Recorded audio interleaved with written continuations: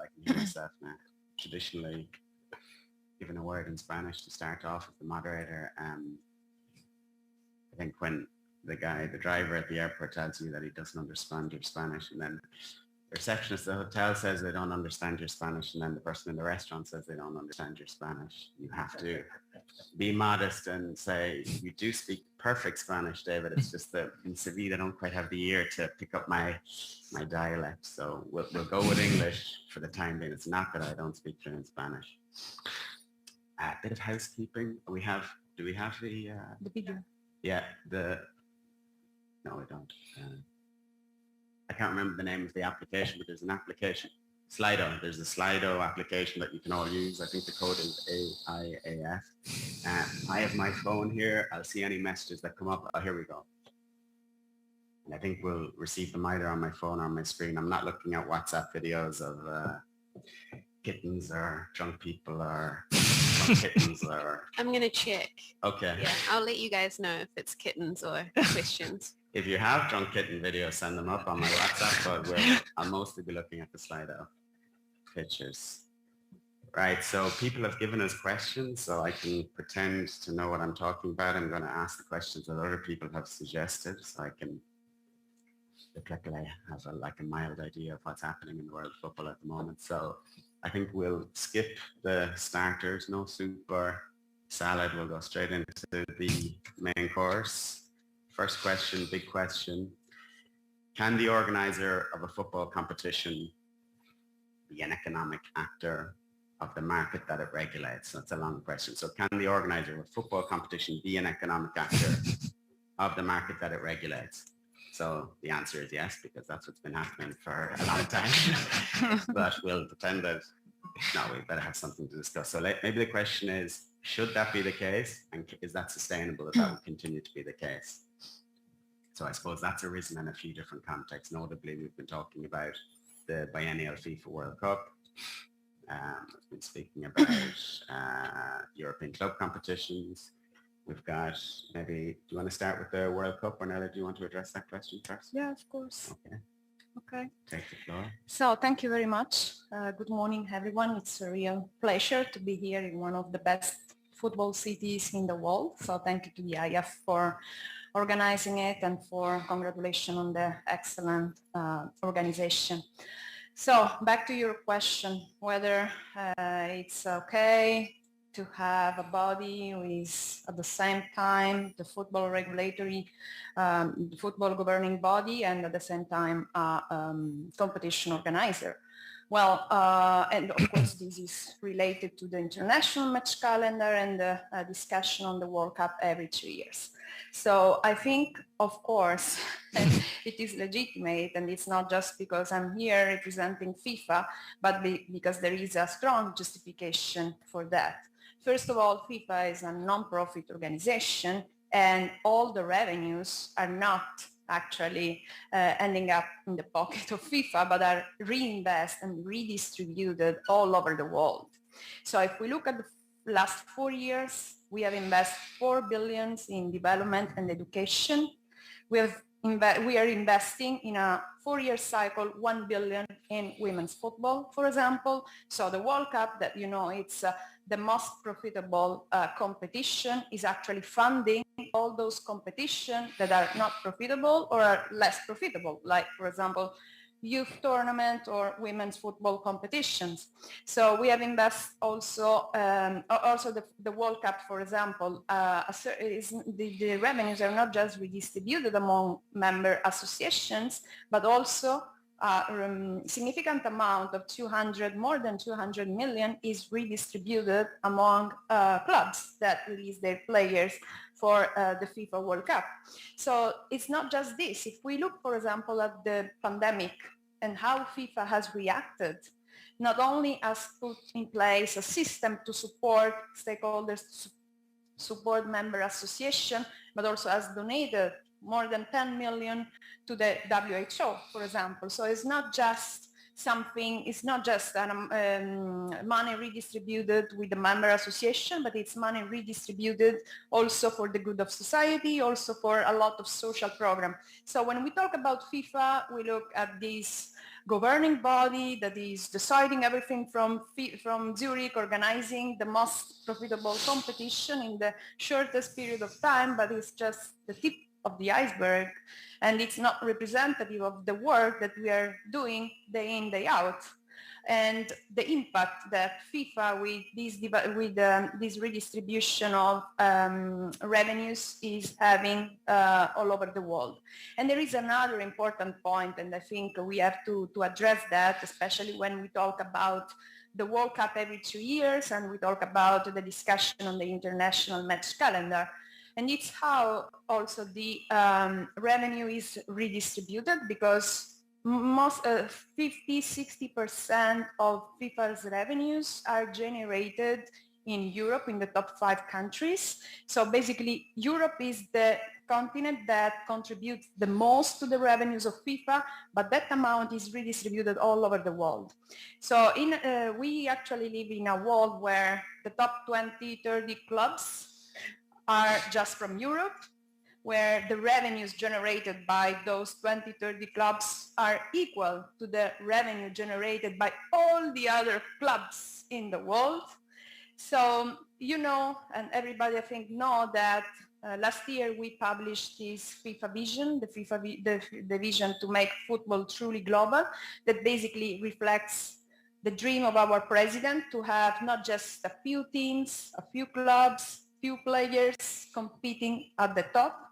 And of course, those few happen to be from the same continent, but the dream is to have a more balanced ecosystem where not just a few, but at least 50 clubs, football team, national teams, players, fans can have the possibility to compete at the highest level. And the World Cup is a way to develop those countries, to give those football nations more opportunity to play World Cup, which in the end means not only, of course, more revenues, more opportunity to develop football, but also the opportunity for football as a whole to create more fans. I remember when I was 5 years old, at that time, there was the World Cup in Italy, and I fell in love with football. It was the reason why I fell in love with football.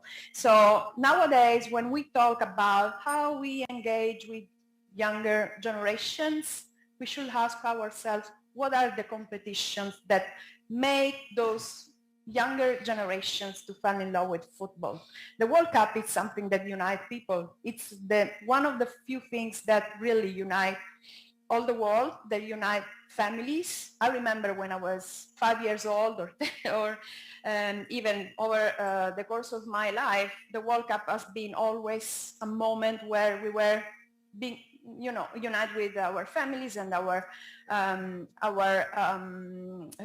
friends. So it's a way, of course, to generate more appeal for football. And we are living in a society where, the football industry is not just competing, with other football organizations. I mean, we are not just competing among ourselves. We are competing with any form of entertainment.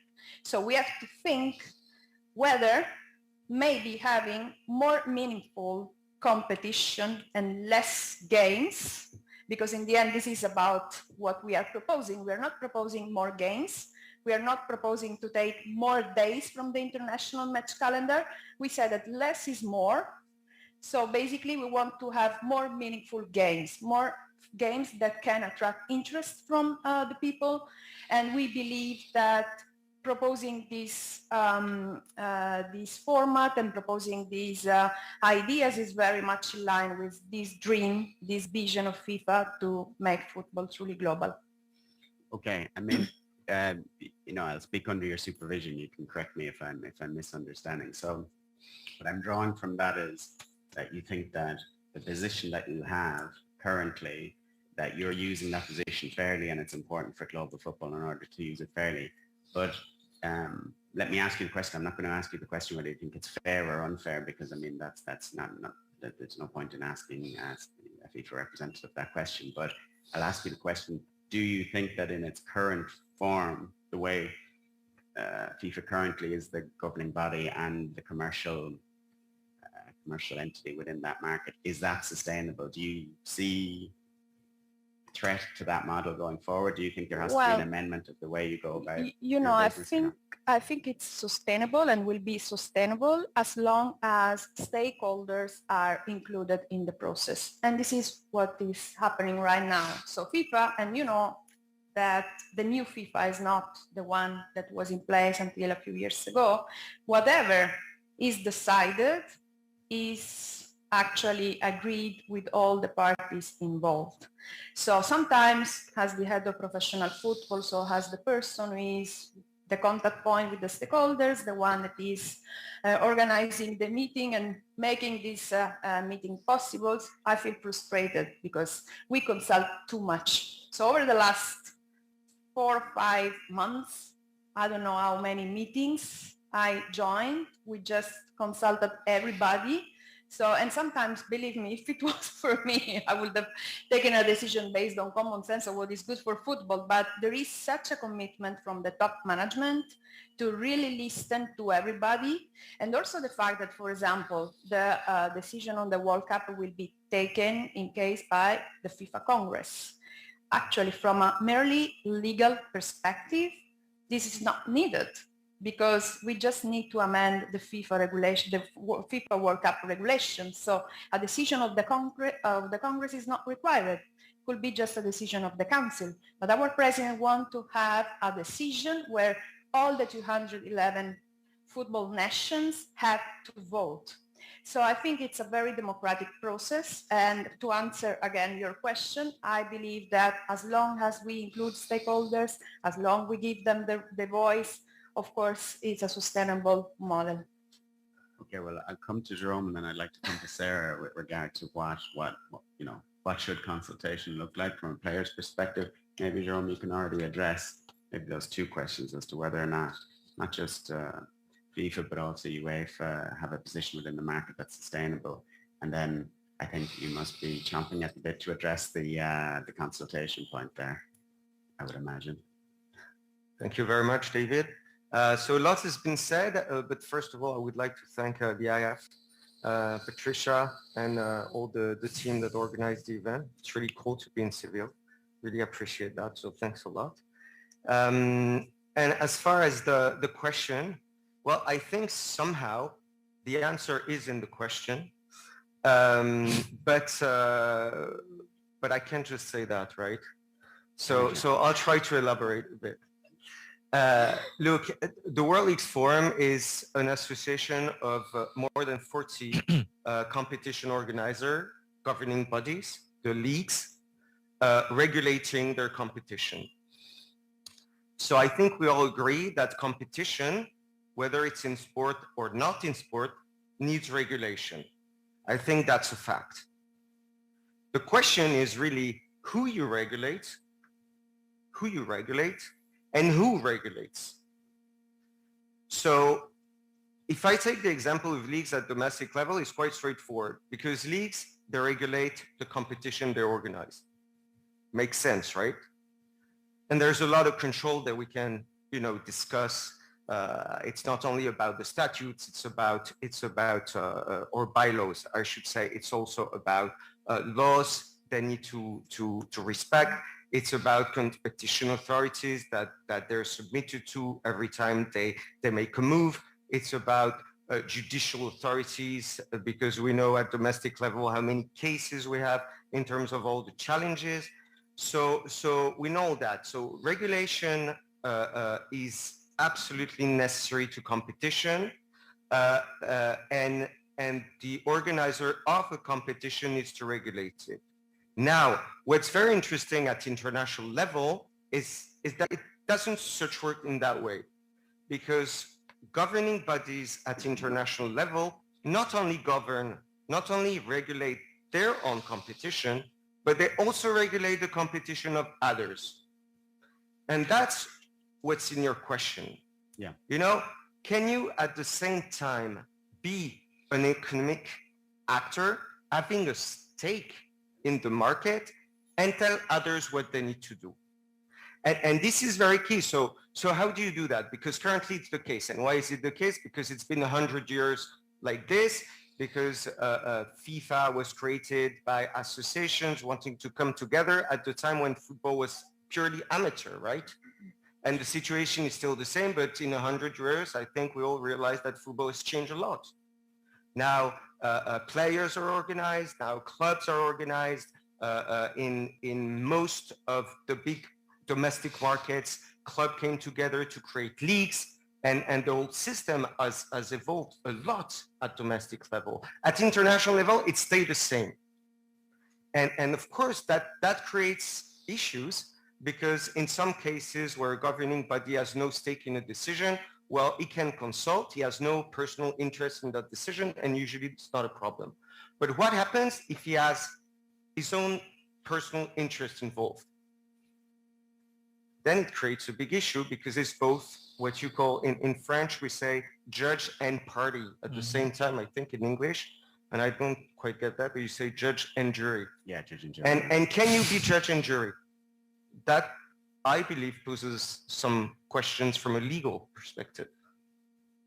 Well, I think I'm just making an observation, but there's appears to be a disconnect somewhere, because if we're hearing from a FIFA perspective that, the consultation is so rigorous as to be almost too much, and then we hear from stakeholders, I don't know what you think about this there, but we hear from stakeholders that there isn't sufficient consultation, or that the consultation isn't of the type that they would like. It appears there's some work to be done there. What's FIFPRO's position on the degree to which you're implicated in these decisions? I think it's depends on your definition of consultation. And I think it depends on whether or not, as a party that's being consulted, you can actually impact and influence the decision. Because it's very different to be spoken to about a situation or a scenario where you can actually affect the outcome, or to just be spoken about it for the sake of, like, by the way, this is what we're planning on doing. So I think it depends on your definition of consultation.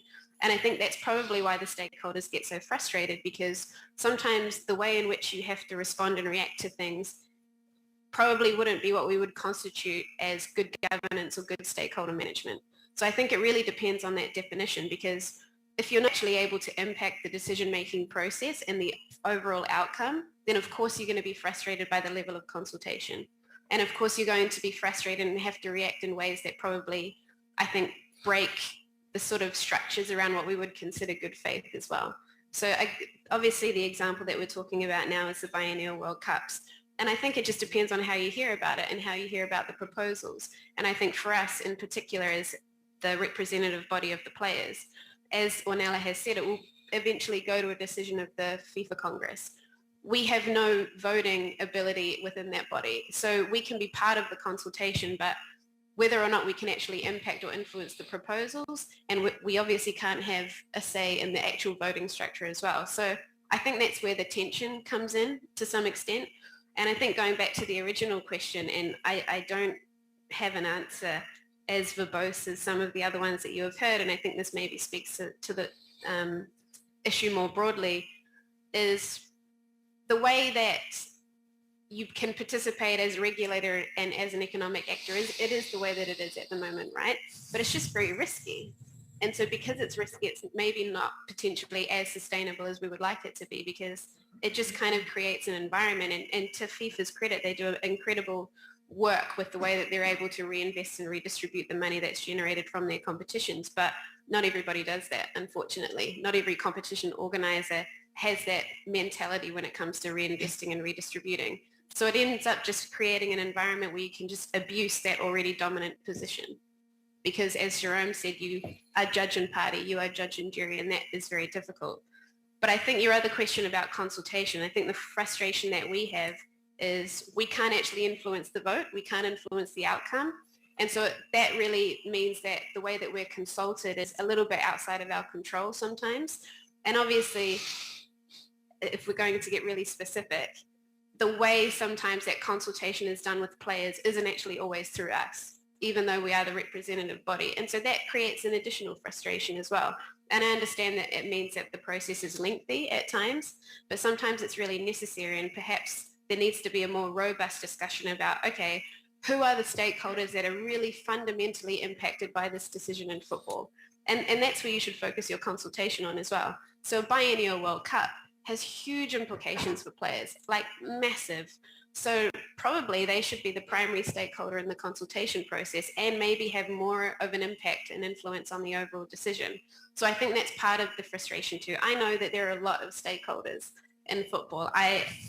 Maybe you can't tell from my accent, but I'm not European, and I am just blown away by how many stakeholders and interested parties there are, and particularly in European football and global football, because I come from New Zealand and we love rugby, and there's probably only a handful of countries that do. So I'm always staggered by the amount of stakeholders that are involved, but I think we can fairly say that not everyone is influenced or impacted in the same way. That's really, I want to ask you, Lucas, about the legal framework, but we'll just stay on this point for a minute, because that's really interesting, Ornella, in terms of, we talk about the fact that at the end of the day, there's going to be a vote in any case. What would we say about, what would FIFA say about the degree to which certain stakeholders' interests are protected by that system? So where players are saying they don't have a vote, clubs might say the same thing, leagues might say the same thing. Can they put all their faith in the FAs to make the decision that really does benefit football as a whole rather than benefits football, but with an emphasis on the FAs? That's a part of the strategy that stakeholders at national level could have. So to try to have an impact on the national association that is the one that in the end has the vote. Because even though we give, 10 votes to the players, then you cannot really make an impact anyway. So in my opinion, it's normal that having stakeholders with so many different interests, so many different agendas, and so many different objectives, it's normal that when a decision is taken, not all the expectations of all the stakeholders will be satisfied. And then it's normal that those that don't like the decision said, the consultation process was like that, and we couldn't really make an impact. So the role of FIFA is trying to hear from everybody and trying to find a compromise proposal that is good for the good of the game and for all the stakeholders and all the parties involved. Yeah, but when you speak about that group that are the financial, they're financial drivers of football, let's say, and it's a small group, is it appropriate that the vast majority of people who are deciding on an activity which is essentially generated and driven by that group have no connection to that type of activity at all? So for example, lots of FAs that have no professional football in the country at all that have an equal vote. I mean, it's very hard to criticize democracy. It's more or less standing the test of time. But is that fair for the economic drivers in the sport? Well, would be fair? Do you think would be fair if we could assign a different weight to those commercial drivers, like we assign a higher weight to those stronger commercial football nations? I think that would be a question, actually. That would be the reason for being criticized as FIFA. So actually the fact that one football nation, one vote guarantees this democratic process. And I think this is what FIFA is meant to be. It's the mission of FIFA. So hearing everybody, irrespective of how strong commercially you are, because I think it would be much worse having a system where actually those who are stronger can actually have a stronger impact on the future, because this means that they create a vicious circle that is basically what happens in European club football, where actually the top clubs have a strong voice in the decision-making process. So in the end, the situation is that those who are better placed continue to keep their position and to make it stronger and stronger, creating this vicious cycle. So I think it's very important that FIFA and bodies like FIFA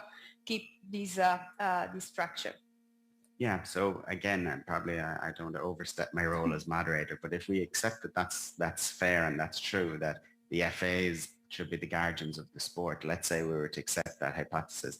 Isn't that, and I don't want to press the point, and there's a lot of people I want to ask questions to, but isn't that the reason why maybe they shouldn't have a commercial involvement? Because if we're going to say these are the people that really who we can trust and to run the sport, isn't there an argument to say so they should perhaps step away and concentrate on governance and regulation? And but anyway, I'm going to answer the question. I want to come back to Jerome on that specific point, but can you just answer that question that was asked earlier about the legal structure in terms of the current framework?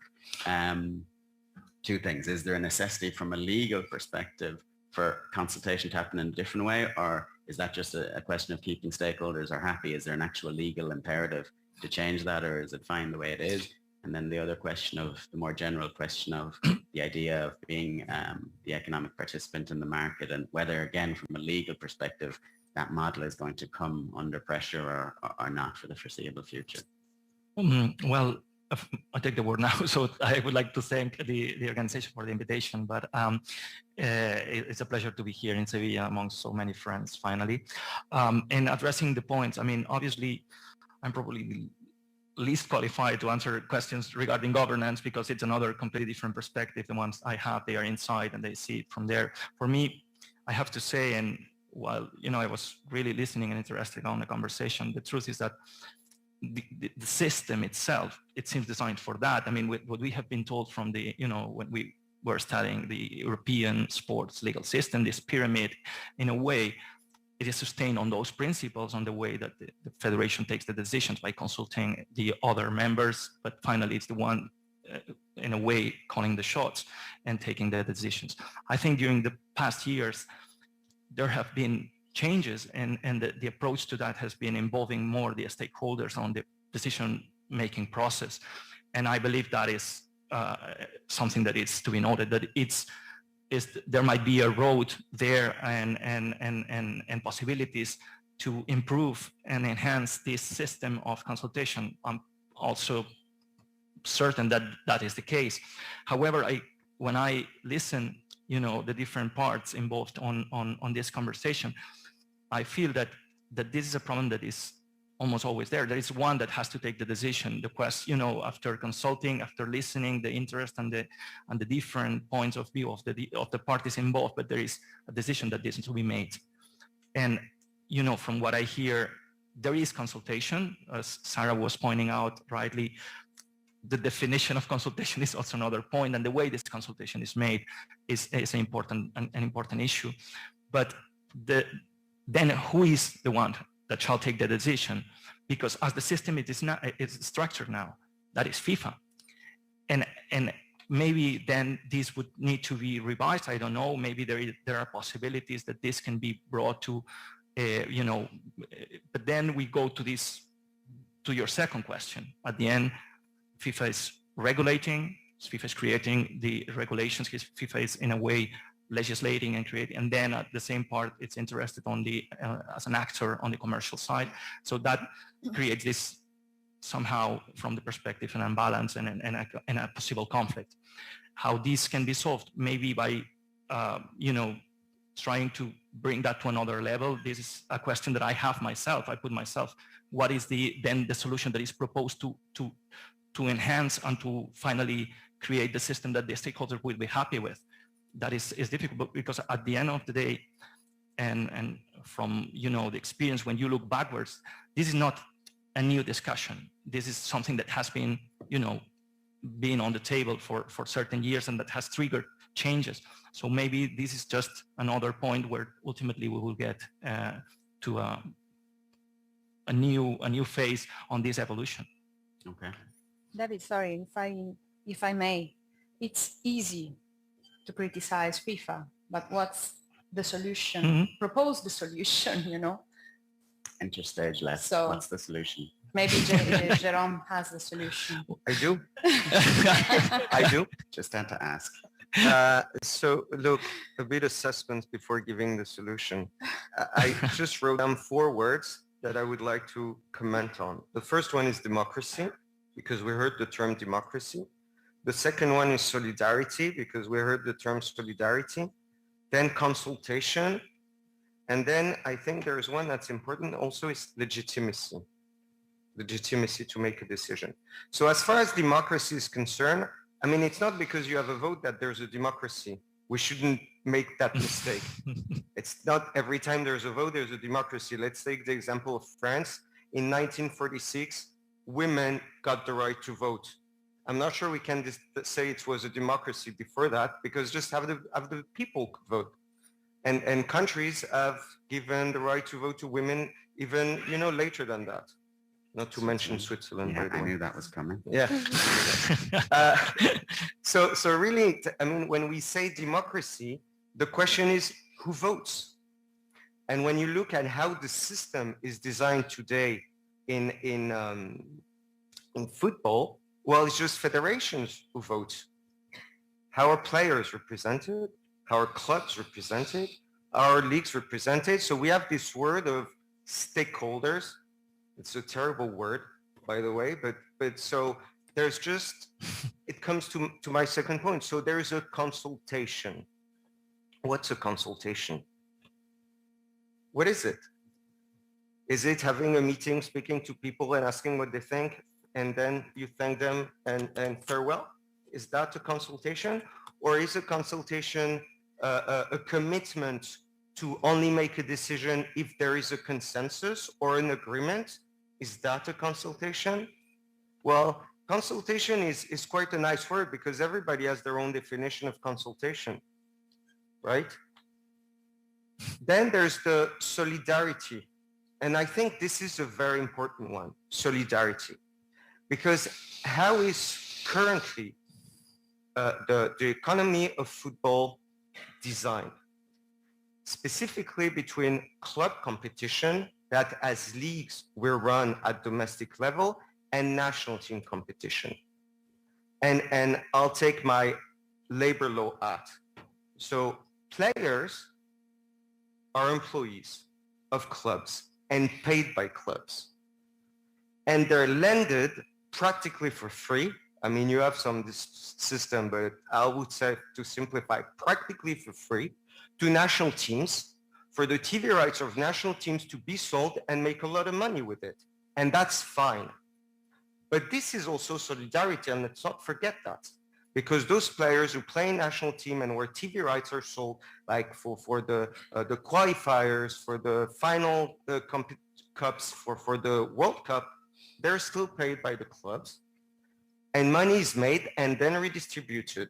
There's a lot of different solidarity systems in football, but let's not forget that because it's extremely important. And that's why when it comes to the decision-making process, some people may, feel frustrated in the way the decision is made. And then there's the question, it's the fourth one of legitimacy. Because when we speak of decision-making, the question is, are you legitimate to make a decision? And if you are, how are you legitimate? At domestic level, you're legitimate because there's a law, there's some checks and balances, and there's an authority. Let's say that you're legitimate to make that. And at domestic level, what's interesting, it's mostly a top to bottom approach because legitimacy comes from the top, goes to the bottom. At international level with governing body, it's the other way around. It's a bottom to top legitimacy. What gives legitimacy to governing bodies is because they have their members, and their members give them the power to decide for them. And then I come back to my question of vote is we need to be careful, and governing bodies need to be careful that today is not like yesterday. Yesterday, they could be making decisions just for the federation, but now the world of football is more complex than that. It's the clubs, it's the leagues, it's the players, it's the fans, and we've seen that in the European Super League, the decision that was made. So it was not made by a governing bodies, but it appeared like it was completely illegitimate to make it by all means.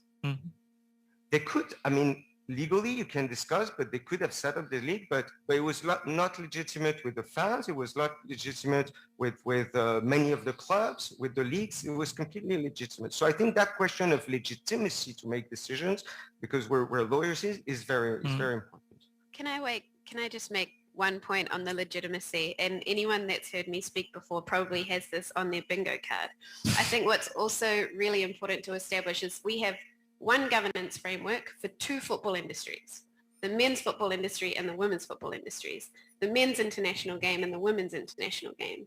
So you want to talk about legitimacy. Is it legitimate that decisions made in the men's football industry just get the women's football industry, the international game, swept up alongside it? Is that legitimate? Should we actually be having a conversation about whether or not that's actually sound and sustainable, and should there be two governance structures? I'm not entirely sure that that's the answer, but we have to acknowledge the fact that we have one governance structure for two industries. So the European Super League did it. They tried to pull women's football along with it, even though it made completely less sense to do it on the women's side than on the men's side. And it's happening with the Biennial World Cup discussion as well. So to me, that is illegitimate in and of itself. If you have one governance structure for two industries, but you're not giving equal and equitable representation to the voices and to the understanding of the complete and total differences sometimes in the state of those two industries, then I think you can also have a further challenge to the legitimacy of the decisions and potentially the legitimacy of such a governance structure in that environment. Yeah, that's a really interesting point. So what do you need? Because theoretically, it's still the same people that should decide. So what do you need to change in order that the decision of an FA, for example, or a confederation who purports and does represent both sides of the game would be legitimate? What's the key? To have more representation within the organization, or what's the key? I actually think it's almost a moral and ethical discussion at this point. Like, you can have a conversation about women in leadership. You can have a conversation about whether or not people who have an understanding, who have knowledge and experience of women's football are in the room when those decisions are made. Or we can have sort of a broad discussion again if we were to rehash what we started to talk about earlier around consultation and proper debate about what would constitute a very good decision for where both industries are at. I mean, there's plenty of different ways that you can look at it, but I think honestly, we have to be honest with the starting point right now and say that there isn't legitimate space for the experts in both industries to have full and open debate and discussion and be part of that consultation on decisions that would affect both. So I think as long as we acknowledge the starting point, which is a little bit my frustration sometimes, I feel like it's forgotten that we don't acknowledge that we have one governance framework for two industries. We just assume that whatever happens in the dominant one, the other one will just have to follow along. So I think first that acknowledgement, and then we can really have a discussion about, okay, how do we make sure that there are voices in the room when the decisions are being made? And to Ornella's point, I completely agree that if you look at national level governance, if you look at domestic governance, it's not good enough. I mean, I can tell you a ton of different stories about rampant discrimination at federation level. So why should they be charged with a vote on international women's football to make a decision for the future of the game? So there are a lot of different ways that you can look at it, but I think we just have to really acknowledge the starting point at the minute and really recognize the fact that sometimes the people making decisions on behalf of the women's football industry and the women's football players are the ones who are the reason why it hasn't been able to grow and develop in the way that it should.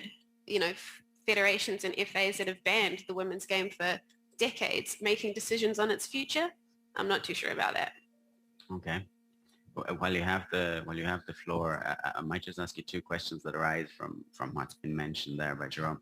One is the fact that the players were informed in the context of the Super League project that they might not be able to compete in various competitions. I think your position on that has been fairly well aired out. I'm not sure that there's much to debate there.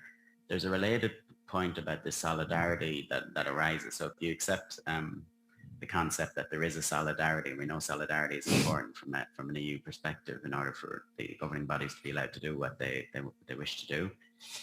If the players were in a situation where they were not getting paid by the clubs, but they were getting paid by their national FAs, at the moment, I think our starting point is the players will always want to play for their national team competitions, or the national team in national team competitions. You can correct me if I'm wrong with regard to the starting point. Would that shift if players now had to be paid by their FAs who are on a very different financial standing, and would they have as much loyalty to the international window if commercially the situation was different? I think you would get very different answers depending on where in the world you ask that question and in what context. I think to your point around what it means to players to represent their national team is a very important one, and because a lot of the discussion sometimes is about what constitutes a meaningful game or a meaningful competition. And I think when players, personally, I know in my career, when players have an opportunity to represent their country on the highest level, they're less worried about their bank balance at that moment, and they're just thinking, right, I want to do my part for my country and for my sport on the world stage. So that's one thing. I think when you talk about general employment stability, it comes from the professional game. It comes from the club environments. It comes from the league. So we do have to acknowledge that in terms of solidarity, and that I don't know if I would use as stronger words as lending the players. I think that's maybe, I think if you look at the broader framework around like what football players want to do with their careers and how they want to achieve and push themselves on the highest level, then I'm not sure if they would sort of consider themselves as being lent to their national teams. But I think if you want to look at overall employment stability and the ability to maximize your career, then you cannot discount the meaningfulness of the competitions associated with national team football. And I think for the most part, yeah, we talk about this very sort of narrow part of the pyramid. We talk about the millions of dollars in earnings and in revenue that are generated in the men's professional game, and players having quite large salaries in that regard because there is so much money. But again, like to come back to a women's football example, central contracting in women's football from national team federations was brought in almost sort of a decade, 15 years ago, to provide that general stability for employment for players to make a career out of the sport. And that is something that is still in place, even for the US women's national team, who are world champions and have been several times over. So I think for me, representing players who are workers, you have to look at that general employment stability. And for me, I'm like, okay, part of that comes from a national team central contract and part of that comes from club football, but it means that they can maximize their careers. Great. I think for us representing workers, that's a good thing. I think if you want to talk about what players want to do with their careers and how they want to, from a social, emotional point of view, and to push themselves and to win trophies at the highest level, international football takes on a completely different meaning, I think. So yes, you can have a conversation about the economics and how players are able to sort of maximize or exploit their own talent and potential in that regard. But it's a very emotional conversation as well for a lot of different players, and it means different things, and different competitions mean different things. So I don't think you can fully remove that cultural or social or emotional part out of the conversation completely and just look at it from an economic point of view, and like who's paying the players, and should that delineate where they go and how they play and when they play. Okay. I'm going to keep asking questions until somebody comes up here and puts me on airplane mode or someone furiously waves at me. But okay, we have a question on this. I'm just going to ask Lucas a question, then I'll pick up your question if we can get a mic ready. I just want to hear from a Spanish lawyer. Jerome mentioned the Super League and the launch and the failed launch of the Super League so far, at least. And in, I would say, European law circles, we've heard these decisions that have been issued by a Madrid commercial court judge as being described at least as surprising. So I'd be interested to have the insider's Spanish lawyer view on those decisions. Well, there, as you said, first of all, this is a quite particular case, and but it's true that from the beginning, as you know, there was a decision of provisional measures that was taken ex parte without for the urgency, alleged urgency on the case. The judge adopted those preliminary or those provisional measures without hearing UEFA or FIFA, and basically that I wouldn't say it's out of the ordinary in certain circumstances, and that cannot be criticized or found strange if we analyze the whole system. However, what is true is that if you read these order and provisional measures, the language was quite strong, I'd say, or even you could feel certain animosity in the position taken by the judge when adopting that decision. But that can be for different reasons. But what it's legally was singular, I'd say, was the fact that that decision that was taken with certain urgency, then when you adopt that decision, then you have the possibility to give the parties the opportunity to present their position, the party that could not be heard at the time. And that was not the case here. But also there was another, in the very short period of time, the same judge filed a preliminary question to the European Court of Justice to clarify what was the position regarding anti-competition law, antitrust law regarding this very issue and the fact and the claim that was made by the Super League. And that was also unusual because usually that preliminary question that is fair, that it should be asked and should be elevated to the European Court of Justice, usually is made once the position of all parties is heard. And here there was again this lack of hearing these other parties that were clearly having something to say. The European Court of Justice sent it back and actually said that and said, look, this is premature. You need to basically have configured the framework of the claim.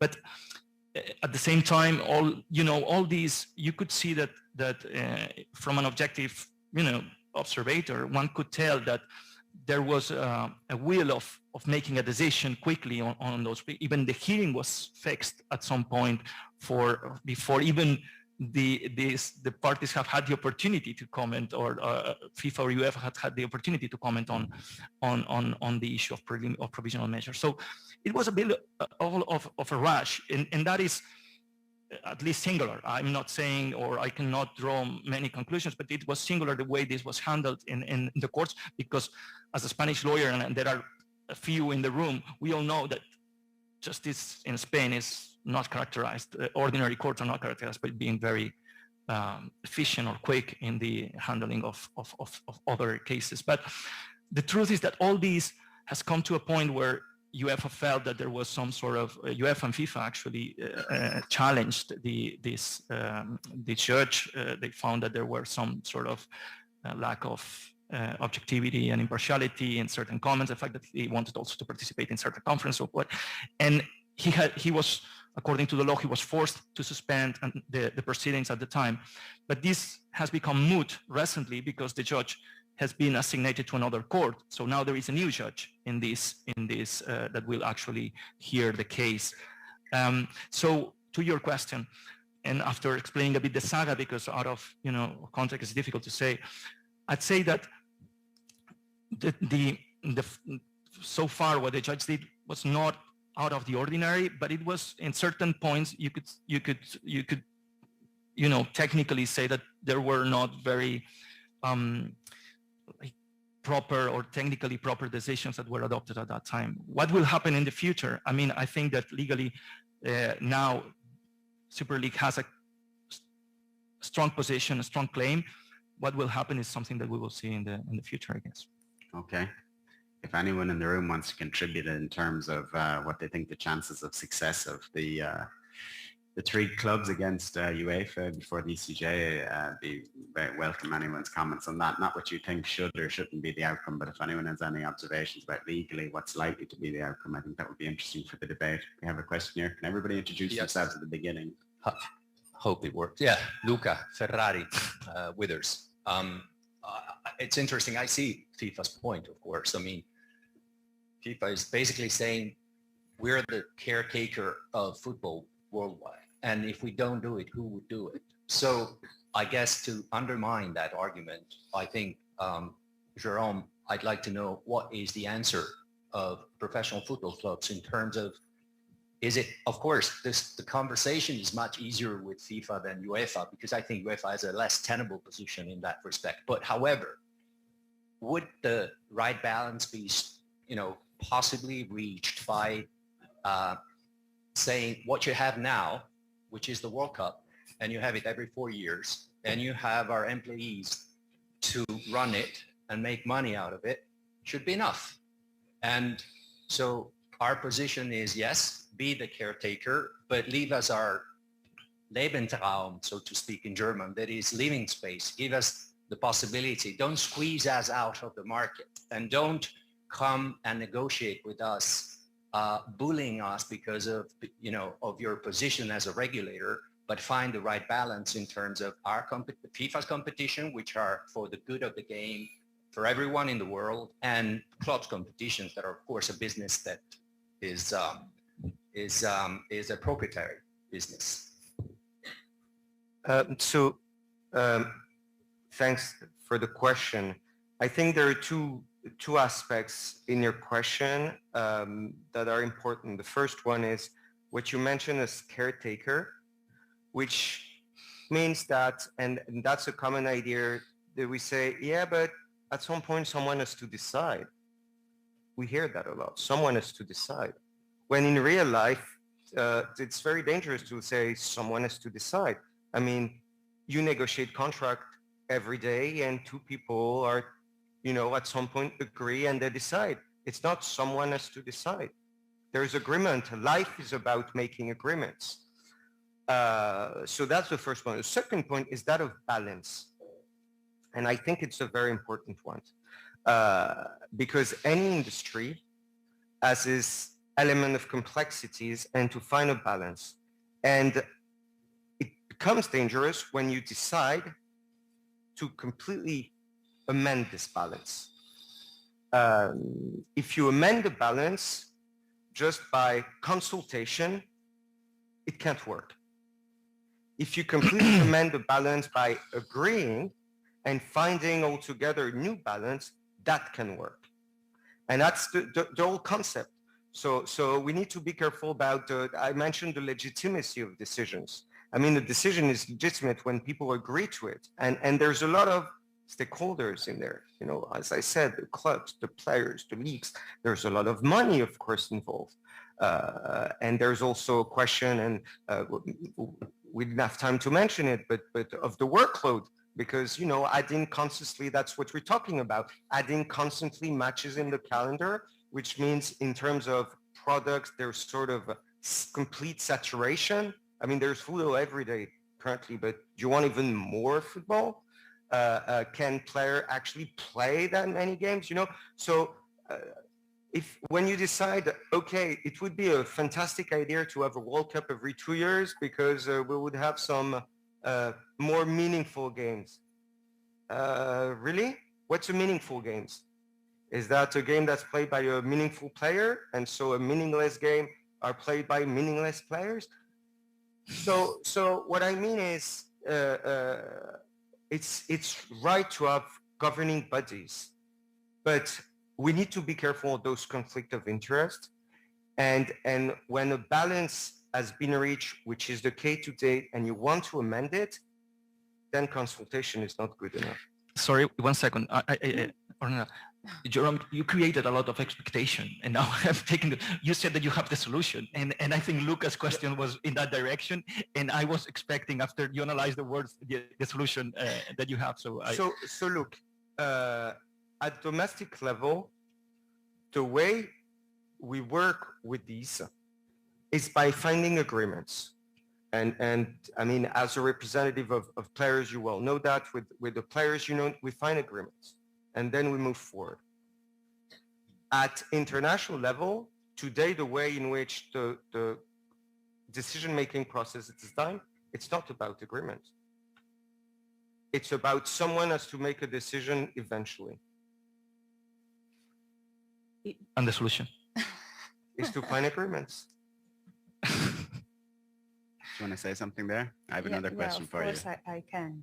So, of course, making a comparison between domestic governance and international governance is a bit misleading because, of course, you cannot compare the national context and the international context with all the complexities of an international environment with different cultures, different economies, different parties. So it's really realistic to compare those two structures. At FIFA, I mean, I think everybody here, we can agree that the system is not perfect. We can all agree that it's not perfect, but I think at FIFA we have been very open to change, to innovation. So whoever has the magic formula, please, you are welcome. Come and put it on the table, because we are still looking for the magic formula to solve all the problems all over the world. So yeah, I mean, FIFA obviously has an extremely difficult task, but I think one thing that we do hear ringing quite clearly from nearly all the stakeholders is that they want earlier consultation, and they don't want to be, and maybe you'll say this is unfair, so it's good to give you the opportunity to address this. They don't want to be finding out about things in press releases, you know? So the magic formula is obviously impossible to find, but is there a vision where we can see a different way that stakeholders, I'm afraid to use the term now if you don't like the term, but that stakeholders will be consulted in a different way? well, I think FIFA has come a long way over the last 4 or 5 years. So I think we are improving. I think there's been a huge change compared to the past. Of course, we can still improve. So all the comments, all the feedbacks are welcome, and we really appreciate this debate. This is the reason why we put our face in these panels. This is why the top management sent us being here with you, knowing that everybody will try to kill me. So we are putting our face, and we are really keen to listen and to propose solutions that are for the benefit of all. So I think it's worth, maybe just, I would have said it at the end, but it is worth saying that, I mean, it's my personal opinion, but the value of this event clearly comes from the fact that we've got two things. We've got the people who are working in the area, but we've got FIFPRO, FIFA, World Leagues, and other stakeholders who are willing to come and address these questions, and it's essential. We really appreciate. I appreciate. I think everybody appreciates it. So without your involvement, I mean, this event would not at all have the same importance. So thank you for that. I think on behalf of everybody. That's to compliment you before asking you another question. So this is, I don't want to be too Orwellian in the formulation of the question, but this idea of European Super League bad, African Super League good. I know it's much more complex than that, but that is a narrative that exists. How would you maybe explain to us why one can be supported by FIFA and the other not necessarily? Well, I think we are talking about two completely different things. First of all, in Europe, there is a situation where football is really professionalized, while in Africa, of course, we're talking about less developed country and emerging countries. So where the structure that have been in place in Europe maybe are not ideal. So if we look at Africa, for example, and we look at the population, it's actually, I think, 1.5 billion. So the number of inhabitants, if we look at the GDP per capita, it's the lowest in the world. So does it really make sense to create such a structure like in Europe? Maybe not. So if we want to develop football, maybe we have to find a more appealing competition. We have to find something that is more in line with a globalized world. We have to consider also that, for example, Africa and Asia have the largest fan base in the world, and we have the responsibility, of course, to create value from those fan base, but it cannot be created in the same way as in Europe, because what creates value in Europe is this European sports model. It's actually this uncertainty, this possibility, you know, to go from the bottom to the top, which, I mean, it doesn't mean that this super European, African Super League doesn't also include such a concept. Of course, is a different concept compared to the one we are maybe used to. But I believe we have to think out of the box and think in those markets, does it make sense to create the same structure that creates value in Europe? Because again, this is of course what creates value in Europe, but I think we need to look at a different perspective when it comes to Africa. Okay, does FIFA have a position on the viability or the advisedness of having an African Super League? Yeah, look, I tend to agree. I think you cannot broadly apply or not apply the same concepts all around the world. You have to look at the context that you want to apply it to. And there's a very different context on the African continent than there is on the European continent. And actually closed leagues or super leagues, whatever you want to call them, they do exist and they are supported by player unions in those environments. So you look at the US, for example, but it just requires in that environment heavily negotiated and structured collective agreements. So that has to be part of it, because if you're going to exist in that and then you can start to have discussions, okay, how is revenue redistributed? Are we talking about salary caps? Like how are we talking, what are the entry points for new entrants into the competition and that sort of thing? It just has to be in a very structured environment where collective bargaining is the primary mechanism for agreement. So I tend to agree, and actually our division in Africa is open to the dialogue with CAF around the African Super League, of course, because it is a completely different context and a completely different conversation to the one that was had in Europe, obviously, which was, again, something that we all had to react to in the media, after seeing it in the media, sorry. So I tend to agree. I don't think it's fair to say, okay, well, it didn't work in Europe, like scrap that idea for everyone else. There could be a context and an environment where it really works. But again, it just has to be one where collective bargaining and collective agreements are the primary tool and mechanism to get that agreed and over the line. Otherwise, it obviously wouldn't be something that our player unions and FIFPRO could possibly entertain. And how far away do you think you are? Do you think, what do you think is the perspective in terms of getting the type of collective bargaining that you would like to be involved in? In Africa or generally speaking? Generally. It's very difficult in the international environment. Very, very difficult. It's much more straightforward in a national domestic governance context. So again, you have to look at the affected stakeholders. You have to find a way to bring them together. You have to make sure that there is equitable representation. And again, going back to the magic word, like what type of consultation are we talking about and how are decisions actually reached? Because it's not feasible, as Jerome said, to just have at the end of it, well, someone has to make a decision. Of course, that doesn't make sense in that environment. So I think it is very, very tricky at the international level. Is it impossible? No. Am I an optimist? Yes. That's good. Somebody is. Can you come in on the African Super On League? the African Super League, I mean, it depends the kind of football you want to have. If you want to have a closed shop of 10 very big clubs, it's definitely the way to go.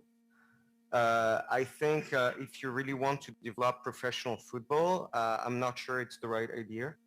At the World Leagues Forum, we have 41 members and very few actually in Africa, very few. We've seen a lot of efforts, for example, in Central America, in Asia, to develop professional football, to develop clubs, to develop leagues, because we know that those who actually train players are those clubs at domestic level. And we've seen in Africa initiatives to develop professional leagues very much undermined because of political context, because of continental context. And I think with FIFA, we should work on helping develop those domestic leagues, this professional football, because we've seen in all other parts of the world, that's the way you actually develop football and talents. So as far as I'm concerned, I don't see the African Super League as a better recipe in Africa than it would be in Europe.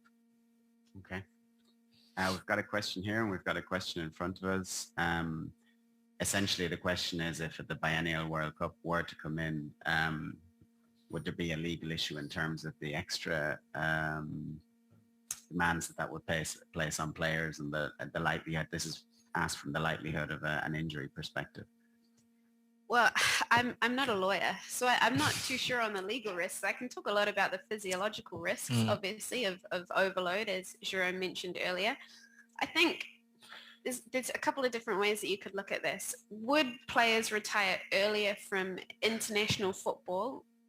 Potentially. Maybe they just opt out of some of the competitions because it's not, I mean, put it this way, you can put as many competitions as you want in the calendar. Honestly, go for it. But there will be a limit on how many games a player can physiologically turn up for.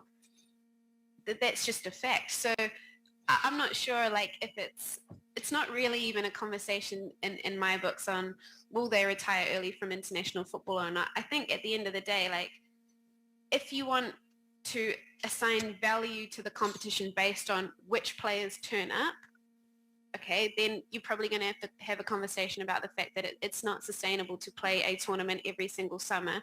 For players actually, and when we've had the consultation with the players so far, one of their main concerns really is if a Biennial World Cup is approved, how do I get myself up for a competition every single summer? How do I pace myself through the season to make sure that in the games where a trophy is on the line or a season is on the line, that I'm actually mentally and physically prepared to go out and do battle in that moment. It's very difficult to pace yourself as an athlete if every game is a cup final. Every summer is a huge tournament that means literally the world to everybody. So I can't really give an answer on the legal risks. I can give an answer about the fact that the more competitions you put in, you of course are going to jeopardize whether or not some players can turn up and participate in that competition and in that tournament. And players will just have to make that decision. And whether it's a physiological decision, maybe it's an economic decision down the line, I'm not too sure, but there is a limit.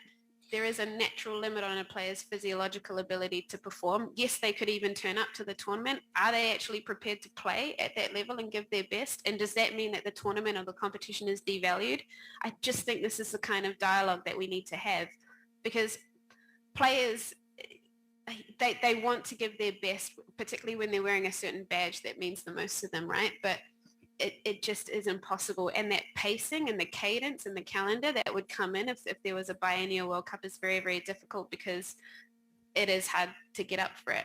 The other sort of consideration that I would say, so again, I'm incredibly biased because I used to play national team football.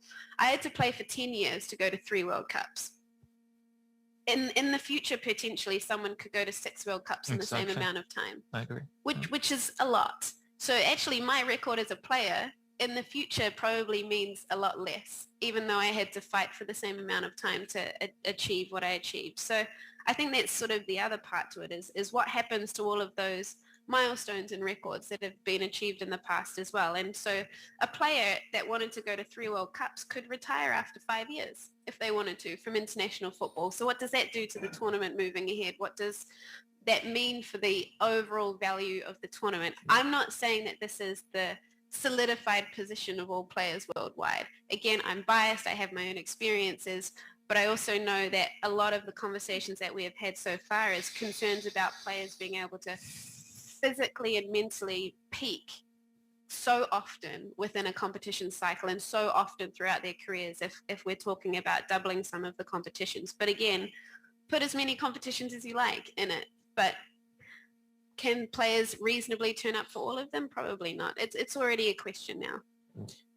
Just in terms of the voices that we've heard that have affected these new competitions quite significantly, we heard some players come out regarding the Super League, and it had a really dramatic effect. And we had a very impassioned interview. I'm trying to remember, was it Mignolet? Someone gave one recently after Champions League game about the Biennial World Cup, and again, it got an awful lot of media traction. Courtois. Yeah. Oh, it was Courtois, yeah, exactly. So is there a criticism to be leveled at FIFPRO, whereby if FIFPRO come out with a public position, it's essentially a bureaucratic, to a degree, organization issuing a faceless statement, whereas you have these incredible resources to get your message across in a much more impactful way, and somewhat surprising sometimes in circumstances where you want more consultation, that we don't see a more concerted effort from the player side.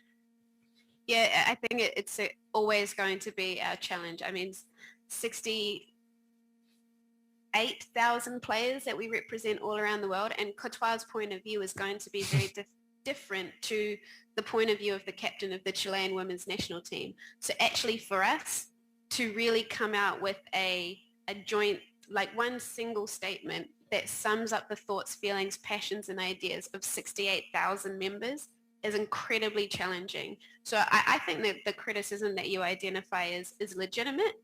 Don't get me wrong. I definitely think that there could be a way that we harness more of those voices, but there will just be such diversity amongst the points of view, because to be honest, like it affects everyone so differently. So the way that it affects the goalkeeper of a top European men's football club and the way that it affects a central defender of a club or a national team in sort of Western Africa, the very, very different context. So it is always our challenge at FIFPRO to understand all of the perspectives and all of the voices, have our own internal consultation processes be as robust as possible.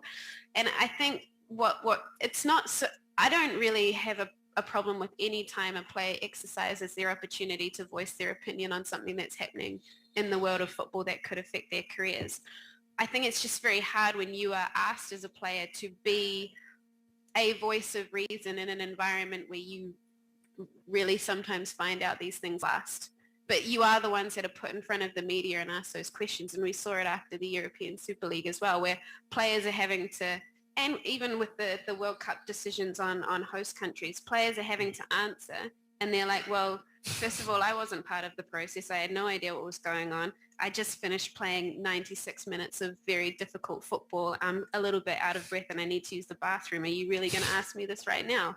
So I always actually feel a lot of empathy and compassion when players are actually put forward in that position. And that's why I think the questions should come to FIFPRO, because we've had that we're immersed in this every single day, and we can almost act as that shield so that players can just focus on playing without having to on the spot respond to decisions or conversations in football that are happening at a level that they can hardly ever access unless it's through their representative body.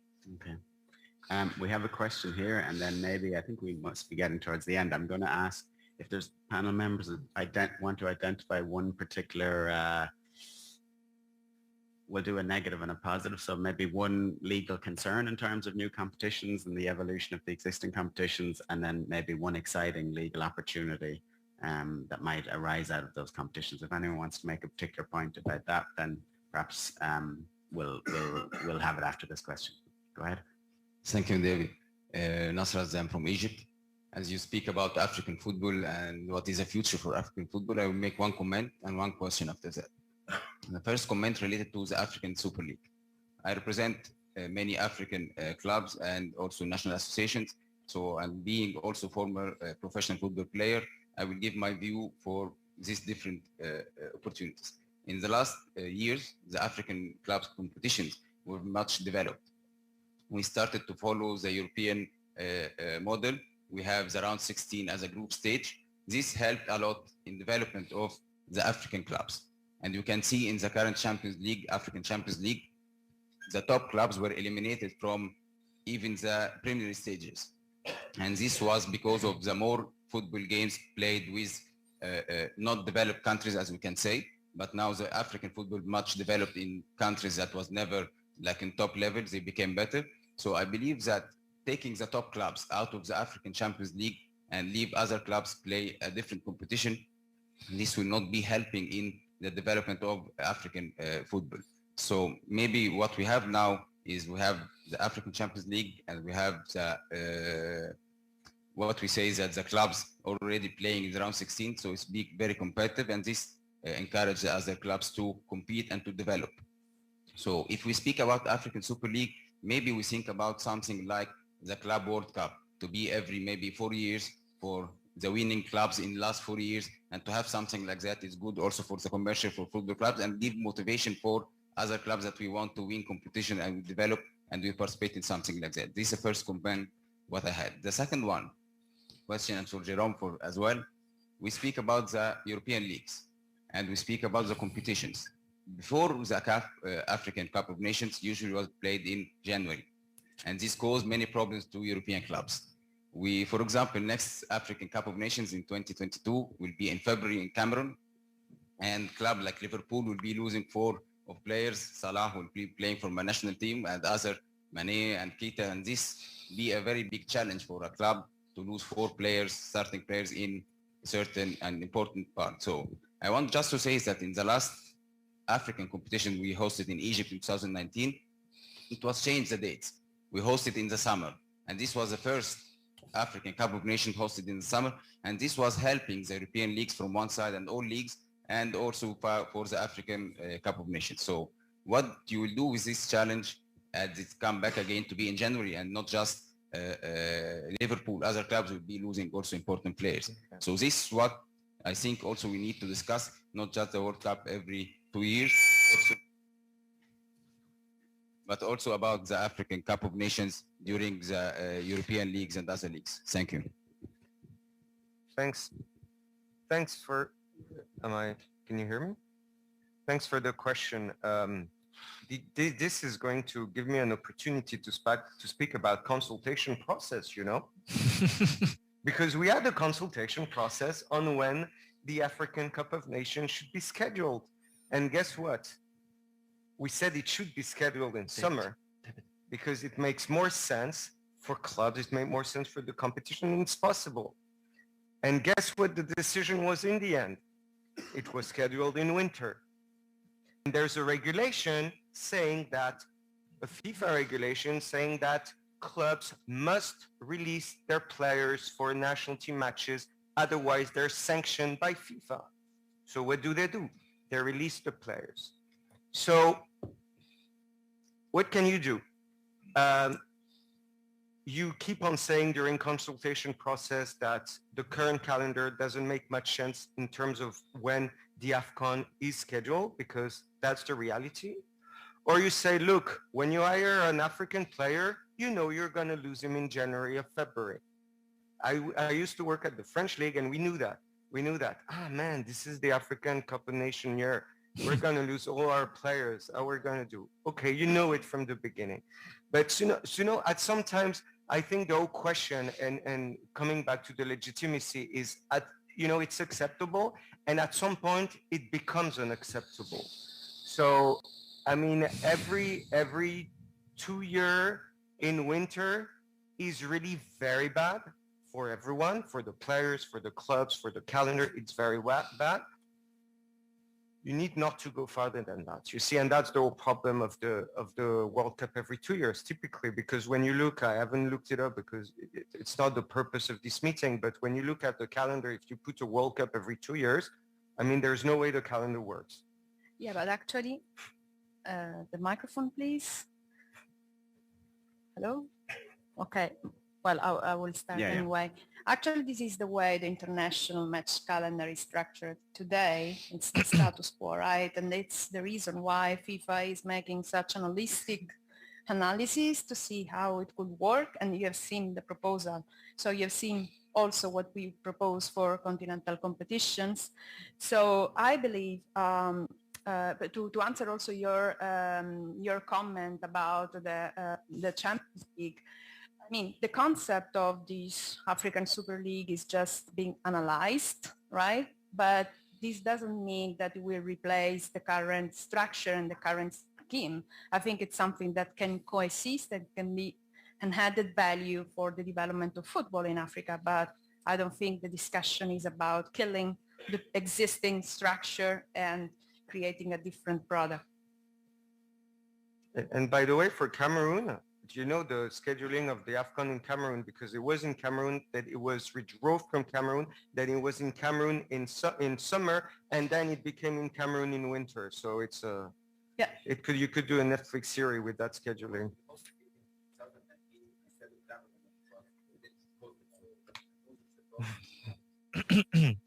You know, we are aware that there is a huge problem with the current international match calendar, which is obsolete. It doesn't work, okay? So we've been criticizing the international match calendar for years. FIFA, the leagues, everybody was criticizing it. Ornella. You have criticized the status quo, and now I understand, like from a previous consultation meeting, everybody's happy with the status quo. So when you are proposing a change to make things simple, to make, to have less games, to have a different structure, to merge international windows, everybody's against. So, okay, then we keep what we have right now. Yeah, I mean, do you want to come in on whether there's parts of the new proposal that, well, I don't know if it's FIFPRO's position, but that might be appetizing, and then others that might not be, and to view them as maybe a collective is difficult because you say, well, if we don't want this collective, then you don't want anything. I mean, it is possible that they want something and not everything, I suppose, but I don't want to put words into your mouth. I think it's very, very polarizing if you just look at it and think of it as a decision on a World Cup every 2 years. It's very, very polarizing. But Ornella's right, they are quite holistic changes.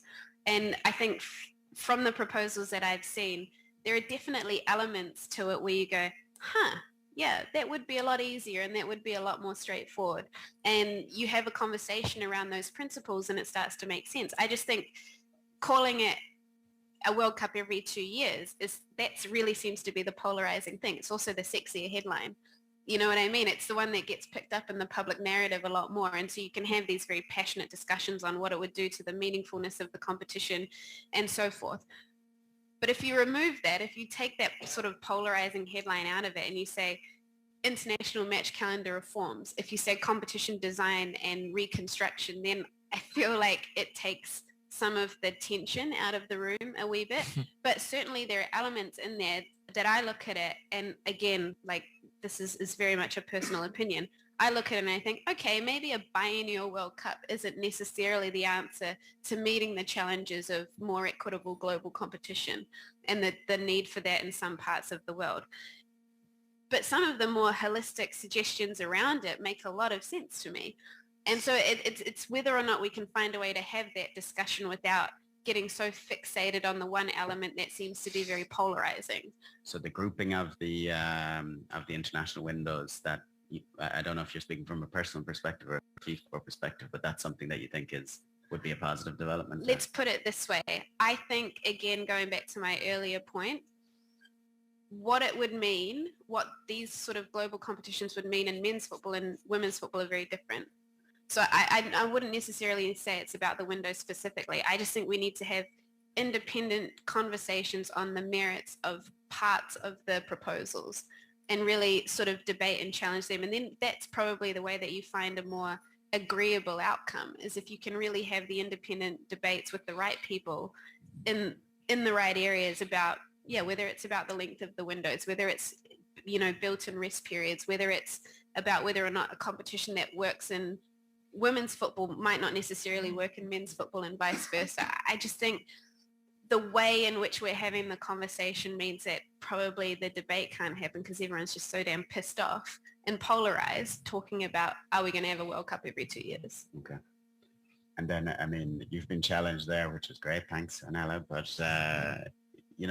is the position of World Leagues, or if you have a position at this stage, that there are elements of the proposal that should be taken on board, well, more than taken on board, should be adapted, and it's the biennial World Cup is obviously the sticking point. Yeah, which makes sense because it's also about the traditions of football, and that's what you mentioned, saying we're the most symbolic sports competition in the world.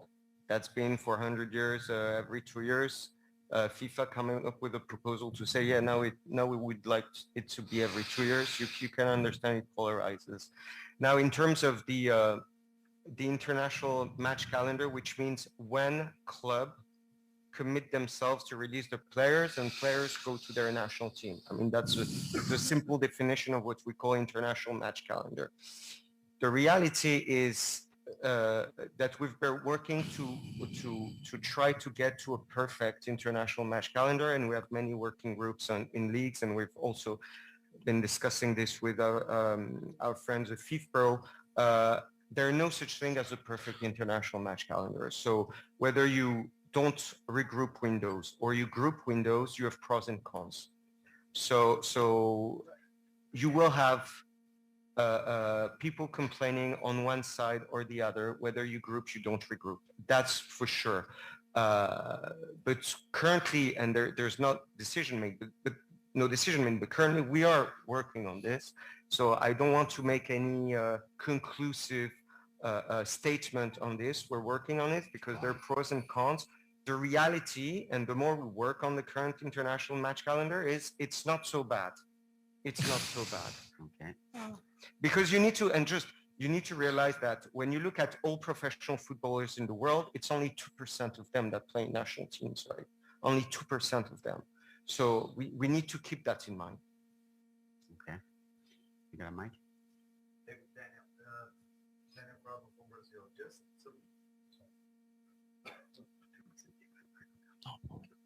Daniel Cravo from Brazil. David, just some inputs that might exemplify this this discussion that you are having about how suitable it is that the governing body is also the organizer and the one that is entitled to commercialize the assets of a competition. I think, if I'm not mistaken, a few years ago, some years ago, it was changed in the wording of the statutes of CONMEBOL that the property of the commercial rights over the Libertadores de America and Sul-Americana, if I'm not mistaken, in the past belonged to the clubs that participated on that, which was a tricky concept because the clubs changed for year to year. So unless you had an elite previously chosen, it would be difficult to handle this property, let's say.